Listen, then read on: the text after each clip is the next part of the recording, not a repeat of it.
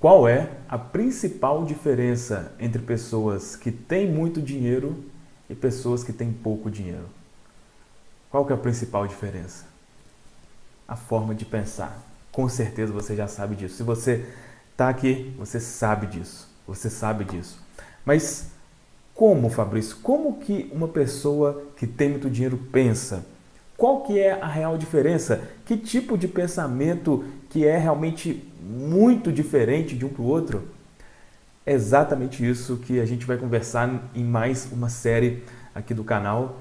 Essa série vai ser muito especial realmente para mim, que a gente vai destrinchar mesmo esse livro, tá? Deixa eu ver se está aparecendo aqui, legalzinho. Os Segredos da Mente Milionária. O que a gente vai conversar aqui nesse livro? Aqui, o subtítulo, né? Aprenda a enriquecer mudando seus conceitos sobre o dinheiro e adotando os hábitos das pessoas bem-sucedidas. Então, esse livro, ele mostra 17 tipos de pensamentos que diferem pessoas ricas de pessoas pobres. Esse livro é esplêndido. Esse livro é esplêndido. Aqui no canal, esse é um dos assuntos que eu mais falo, né, sobre crenças limitantes ou paradigmas sobre dinheiro. E aqui a gente vai conseguir imergir dentro desse assunto, né, detalhar ao máximo. Porque muitas vezes a pessoa sabe que o pensamento dela não está conduzindo ela para um lugar bom, mas ela não tem ideia de que pensamento ela precisa ter e como que ela faz para ter esse tipo de pensamento. Então a gente vai conversar sobre isso de uma forma bem profunda e detalhada nesse livro. E aí eu já quero quebrar uma objeção que algumas pessoas têm e que eu particularmente tinha e que me fez demorar a estudar esse livro, que é: mas eu não quero ser milionário. Eu não quero ser milionário. E tá tudo bem, se você não quiser, isso, enfim, isso não é tão relevante assim, sinceramente, né? A pessoa ter R$1 milhão, isso faz a pessoa feliz necessariamente? Não. Então você obrigatoriamente tem que querer ser uma pessoa milionária? Não necessariamente. Só que o problema é que quanto mais longe o seu pensamento tiver do que tiver descrito aqui, né? Ou seja, aqui mostra o pensamento das pessoas que têm muito dinheiro e da que têm pouco dinheiro. Se o seu pensamento, muito do que você pensa, tiver condizente com a pessoa que tem pouco dinheiro, você vai passar dificuldades financeiras. E aí, você pode não querer ser milionário, mas eu tenho certeza que você não quer ter dificuldade para pagar as contas, que você não quer ir no supermercado e ficar escolhendo as coisas pelo preço, que você não quer não poder fazer uma viagem, não poder ir num restaurante, enfim. Eu tenho certeza que você também não quer essas coisas. Então, e aí por isso que eu estou te falando exatamente porque era um bloqueio que eu tinha, tá? Então, mesmo que você não necessariamente tenha o desejo de ser uma pessoa, né, que esbanje dinheiro, mas se você quer ser uma pessoa próxima, uma pessoa que tem o suficiente para fazer essas coisas que eu estou falando aqui, presta muita atenção nessa série e você vai ver realmente como que você pode construir esse tipo de pensamento. E como que vai funcionar aqui essa série? Então, esse livro é dividido em duas partes, né? A primeira parte é o modelo sobre o dinheiro, o seu modelo sobre o dinheiro. Isso é o que a gente vai conversar hoje, tá? Aí é algo mais abrangente de o que são essas crenças, né? Ou esse modelo de dinheiro, como que é formado o que você pensa sobre dinheiro. Isso é a parte 1, é o que a gente vai conversar aqui hoje. A parte 2 são essas 17 formas de pensar. E aí a gente vai conversar um por dia, né? Para realmente ficar uma coisa bem, vamos dizer assim, bem devagar, né? bem passo a passo mesmo, para não ser a gente falar sobre tudo aqui num dia e, enfim, ser aquele overdose de informação e você não fixar nada. Então, um por dia a gente vai conversar aqui, tá? Então, esse vídeo aqui vai ser um pouco mais demorado, os outros provavelmente vão ser mais curtos. E vão ser todos os dias direto, né? Então, temos aqui esse vídeo, depois mais 17 vídeos durante 17 dias, então a gente vai estar junto aqui, tá? E todos os vídeos vão ser postados aqui às 19 horas, tá? Independente se é dia de semana ou fim de semana. Pode ser também que algum dos dias eu faça ao vivo, pode ser, mas não é uma garantia. Mas com certeza, às 19 horas aqui, todos os dias, a gente vai estar junto para conversar sobre esse assunto, beleza? Então, para a gente começar a conversar sobre o modelo de dinheiro, eu preparei aqui alguns slides para facilitar ao máximo mesmo aqui o entendimento, beleza? Então, vamos começar. Então vamos lá, essa primeira parte ela tem o título O Seu Modelo de Dinheiro. E logo no início desse capítulo, o autor fala sobre as regras externas e as regras internas sobre o dinheiro. E o que seriam aí as regras externas? É a forma que você ganha o dinheiro, ou seja, seria estratégias de investimento, um negócio que você vai montar, o trabalho que você tem, enfim. Isso é a forma externa, né? Como que o dinheiro chega até mim. E a forma interna é esse modelo de dinheiro, é a programação relacionada ao dinheiro que cada um de nós tem. E para fazer uma diferenciação, ele usa aqui uma ilustração, né, básica, mas que ajuda bem a gente a entender isso, que as regras externas é como se fossem ferramentas de um carpinteiro, né? Então ele poderia ter ali, esse carpinteiro, ferramentas extraordinárias, muito evoluídas, né, com uma tecnologia muito avançada, mas se ele não tiver a habilidade para manusear essas ferramentas, não valeria de nada. Então esse exemplo explica essa questão da regra externa e interna, né? Então, pegando esse princípio, seria, não adianta, a pessoa pode ter lá aparecer para ela o melhor investimento possível, pode aparecer um negócio praticamente perfeito, mas se o jogo interno dela não tiver condizente com aquilo, não vai funcionar. E para ficar mais claro isso, tem um subtítulo aqui chamado Por que o seu modelo de dinheiro é importante? E a resposta simples a essa pergunta é que resultados duradouros dependem do seu modelo mental. Para qualquer coisa, resultados duradouros dependem do seu modelo mental. Então aqui dá um exemplo de pessoa que ganha na loteria, né? Que é um exemplo muito comum. A pessoa ganhou lá milhões na loteria, mas depois perdeu. Ou a gente pode aplicar isso, sei lá, Big Brother Brasil, outras coisas assim, a pessoa fica milionária do dia para o outro. Às vezes jogador de futebol também, né? Recebe muito dinheiro e depois perde tudo. Exatamente por quê? Porque esse modelo mental não está condizente. Um outro exemplo, até que eu normalmente dou, é da pessoa que às vezes ela faz uma cirurgia, a pessoa tem problema de obesidade, né? Ela faz ali uma cirurgia bariátrica, enfim, qualquer outra cirurgia, ela emagrece drasticamente de forma rápida, mas passa pouco tempo ela volta aquilo tudo de novo, né? Eu particularmente conheço 2 pessoas que tiveram esse problema, pode ser que você conheça também. E por que o resultado não foi duradouro? Porque a mudança aconteceu de uma forma, entre aspas, mágica, né? sem a mudança de mentalidade, e como a mentalidade não mudou, o resultado nunca vai ser duradouro. Então, a resposta simples a essa pergunta, por que o modelo de dinheiro é importante, é porque a única forma de ter resultado duradouro é exatamente esse. E ele cita um exemplo aqui também do oposto, né? Da pessoa que perde muito, mas se a mentalidade dela for de uma determinada maneira, ela consegue recuperar. E aí cita o exemplo do Donald Trump, né? Atualmente presidente dos Estados Unidos, mas que já é milionário, enfim, bilionário há muito tempo, né? E ele cita aqui que ele, bilionário, ele perdeu tudo em uma determinada época, mas em 2 anos ele já tinha recuperado tudo de novo, bilhão. Né? Então, como que a pessoa sai do zero para bilhão em 2 anos? É porque a mentalidade dele já era uma mentalidade direcionada para aquilo. Então, por isso que esse modelo do dinheiro é tão importante. E aí, tem um trecho aqui que eu achei bem interessante, inclusive vou ler na íntegra aqui, só para fixar isso mesmo na mente, que diz assim, olha, as raízes geram os frutos. Imagine uma árvore, suponha que seja a árvore da vida. Nela há frutos. Na vida, os nossos frutos são os nossos resultados. Nós olhamos para eles e não gostamos do que vemos. Achamos que os frutos que produzimos são poucos, muito pequenos ou que o seu sabor deixa a desejar. O que tendemos a fazer então? A maioria de nós dedica ainda mais atenção aos resultados. Mas de onde eles vêm? São as sementes e as raízes que o geram. É o que está embaixo da terra que cria o que está em cima dela. É o invisível que produz o visível. E o que significa isso? Isso quer dizer que se você quer mudar os frutos, primeiro tem que trocar as raízes. Quando deseja alterar o que está visível, antes deve modificar o que está invisível. Tá? Então essa analogia simples aqui mostra pra gente realmente que tudo começa na mente. Né? Pode ser que você já saiba disso, mas é somente para frisar mesmo.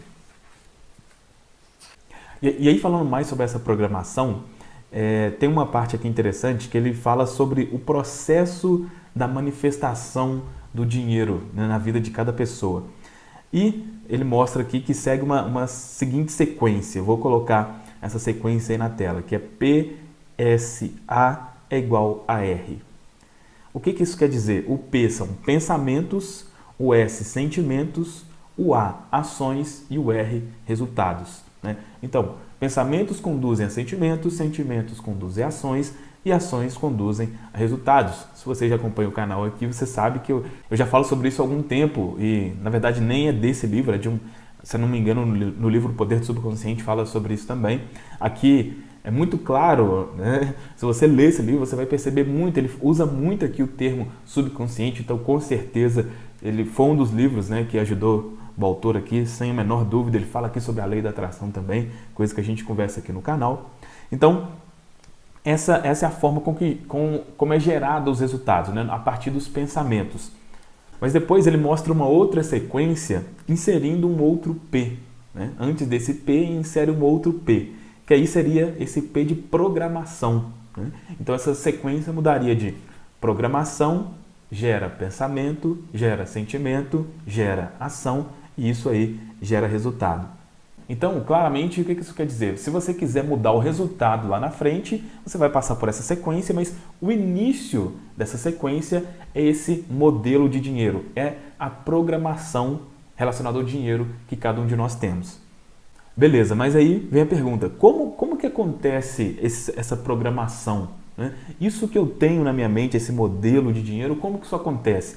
Se você já acompanha aqui o canal, você sabe muito bem disso, né? Que eu já falo isso aqui várias vezes, mas vou pegar aqui exatamente passo a passo o que ele passa aqui no livro. E dito de forma simples, praticamente tudo que você pensa relacionado ao dinheiro veio da infância, tá? Praticamente as experiências que você passou, né? Além das experiências, né, específicas, a gente vai conversar sobre isso aqui, mas infância. O que eu penso sobre dinheiro? Foi criado na infância. De diversas maneiras. A primeira, programação verbal, né? Programação verbal. O que você ouvia quando você era criança relacionado ao dinheiro? Então, será que você pedia a seus pais dinheiro e ele falava, não tem dinheiro, dinheiro não dá em árvore, você está pensando o quê? Será que era assim? E aí, para ficar clara essa questão da programação verbal, como que isso acontece, ele cita um exemplo aqui. Ele cita aqui o exemplo do Stefan, que é o seguinte, eu vou ler na íntegra aqui, olha, fala que o Stefan estava no seminário intensivo da mente milionária, né, que é o seminário dele, e falava que, olha, que ele não tinha problema em ganhar dinheiro, a dificuldade dele era em conservar. Por que isso acontecia? Olha só, na época em que se inscreveu no programa, ele embolsava mais de $800 mil por ano, o mesmo resultado dos 9 anos anteriores. Apesar disso, ainda passava sufoco. Stefan dava sempre um jeito de gastar o dinheiro, emprestá-lo ou perdê-lo em maus investimentos. Fosse qual fosse a razão, o seu patrimônio líquido ainda era igual a zero. Ele me contou que quando era garoto, a sua mãe costumava dizer: os ricos são gananciosos, eles lucram com o suor dos pobres, a gente deve ter o suficiente para viver, mais do que isso é cobiça. Continuando aqui, ninguém precisa ser um Einstein para perceber o que passava no subconsciente de Stefan. Não era de admirar que ele estivesse quebrado, pois fora verbalmente condicionado pela mãe a acreditar que os ricos são gananciosos. Consequentemente, a sua mente ligava às pessoas ricas a ambição desmedida, que é evidentemente má. Como ele não queria ser mau, o seu subconsciente lhe dizia que não podia ser rico. Stefan amava a mãe e não queria que ela o desaprovasse. É óbvio que, pelo sistema de crenças dela, ele não teria a sua aprovação se ficasse rico. Assim, a única coisa que podia fazer era se livrar de todo o dinheiro que excedesse o estritamente necessário para o seu sustento. De outra forma, estaria sendo ganancioso. Então, assim, esse caso aqui é muito comum, né? Só um outro parágrafo aqui, olha só, que aí vai ficar bem claro uma coisa que para a gente conversar sobre isso. Olha. Você deve estar pensando que entre possuir riqueza e ter a aprovação da mãe ou de quem quer que seja, a maioria das pessoas escolheria ser rica. Nem pensar. A mente humana não funciona assim. É claro que o dinheiro parece ser a escolha lógica, mas até que está grifado, olha. Quando o subconsciente tem que optar entre a lógica e as emoções profundamente enraizadas, as emoções quase sempre vencem. Então, o que quer dizer aqui? O que vale é a emoção. Se desde criança você recebeu esse condicionamento e teve essa emoção, como falou aqui, poxa, se eu fizer isso minha mãe vai desaprovar, por mais que você perca dinheiro e possa não fazer sentido, como ele falou aqui, a emoção vence a razão, né? Aí, como eu estou dizendo, se você já acompanha aqui o canal, você já sabe disso. Se não, assista os outros vídeos aí que eu explico aí sobre a mente subconsciente, que ela é uma mente puramente emocional mesmo. É aí que você é dominado, é controlado pelo conteúdo que está na sua mente subconsciente. Mas então aqui, a primeira forma de condicionamento é essa forma, através da programação verbal. No caso aqui, o Stefan ouvia da mãe dele que os ricos eram gananciosos e tudo mais. Então, o que você ouvia quando criança? Os seus condicionamentos podem estar vindo daí também. A segunda forma é através de exemplos, né? Aquilo que você vê, o que você via com relação ao dinheiro. E aqui tem uma história aqui também que ajuda bem a gente a entender essa questão do exemplo. Olha só, vou ler na íntegra aqui sobre isso. Isso me lembra a história da mulher que estava preparando o pernil para o jantar, cortando as duas pontas dessa peça de carne. Sem entender, o marido lhe perguntou por que ela fazia isso. Ela respondeu, era assim que minha mãe fazia. Ela respondeu, era assim que minha mãe fazia. Justamente naquela noite, a sua mãe foi jantar com eles. Os dois aproveitaram para lhe perguntar por que ela sempre cortava as duas extremidades do pernil. A mãe respondeu, porque era assim que a minha mãe fazia. Então, eles decidiram telefonar para a avó dela e saber por que ela cortava as pontas do pernil. E a resposta, porque a minha panela era pequena. Então esse exemplo aqui mostra como que a gente é condicionado pelos exemplos mesmo, né? Então aqui é um exemplo que não tem nada a ver com dinheiro, mas que serve para absolutamente tudo, inclusive aqui na questão financeira. Então essa é a segunda forma, através dos exemplos. E a terceira forma de essa programação acontecer é através de episódios específicos, né? Especialmente episódios com um teor emocional muito forte, eles vão criar bloqueios, traumas com relação ao dinheiro, tá? E aí eu lembro, pessoalmente, eu falando, eu quando criança eu lembro muito dos meus pais brigando por dinheiro. Então, meus pais se separaram, eu era muito novo, né? Tinha ali 6, 7 anos, minha irmã um pouco mais que isso, mas mesmo antes deles se separarem, chegava uma conta, não tinha dinheiro para pagar, não sei o que, aluguel e tal. Dinheiro frequentemente era motivo de briga, né? Então o que acontecia? Esses episódios faziam com que a minha mente associasse o dinheiro à briga. Então isso foi uma dificuldade para mim, foi um tipo de trabalho que eu tive que fazer para eliminar isso. Então episódios específicos, pode acontecer. Aqui no livro ele cita um exemplo da esposa dele. Diz assim, olha, deixa eu achar aqui.